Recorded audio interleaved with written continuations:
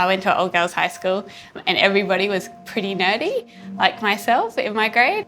So we all sort of supported each other through maths and science, and I had no idea what I wanted to do, but everybody else was doing law, medicine or engineering, and law and medicine didn't really interest me, so I followed them all into engineering. I studied a degree in civil structural engineering at Adelaide University, and I doubled it with a degree in science, double majoring in chemistry. It was around the second or third year in my degree that I started to have doubts whether or not engineering was made for me. So we started doing much more group work, and I found myself taking on more of a secretarial role instead of an engineering role in the groups. I would normally be the only female in these groups, and I would end up doing report editing and all of that. And so it made me think, if this is what my career is going to be like, I don't really want to be a part of it. That's not why I'm studying.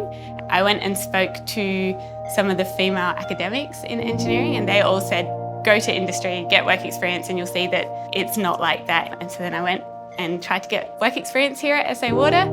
It sort of just aligned everything up, that this is what I want to do and I'm valued here. And even though the team was very male dominated at the time, I didn't feel at all like I was out of place being 10 years younger than everyone and the only female. They all straight away gave me my own projects and were always there to support me and offer me advice.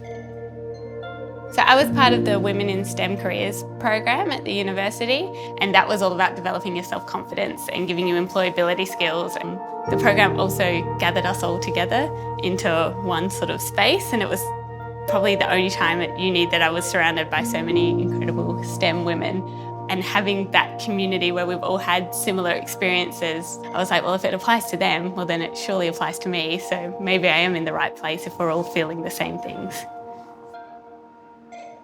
When you're studying, it's very abstract, even through high school and then into uni. It's sort of giving you all of the skills that you need that you can then apply to real world problems. But while you're studying, you're thinking, I'm never going to use a quadratic equation, or I'm never going to use any of this matrix stuff that I'm using. But then you get to industry and you're like, oh, but I actually know how to think now and problem solve like an engineer. And it's because I learnt maths in high school and then learned all of these weird things from uni, I can now apply it to real world situations and make an impact. Next year I'll be in the grad program at SA Water. I'll be starting in the engineering department. So that'll be nice to develop my technical skills a bit more, and further than that, I'll just go where the wind takes me, really.